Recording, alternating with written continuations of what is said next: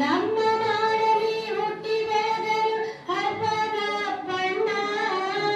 ನಾವು ನಡೆಯುವ ದಾರಿಯು ನಮಗ ತೋರಿಸಿಕೊಟ್ಟಣ ನಮ್ಮ ಹರ್ಪದ ಬಣ್ಣ, ನಮ್ಮ ಹರ್ಪದ ಬಣ್ಣ.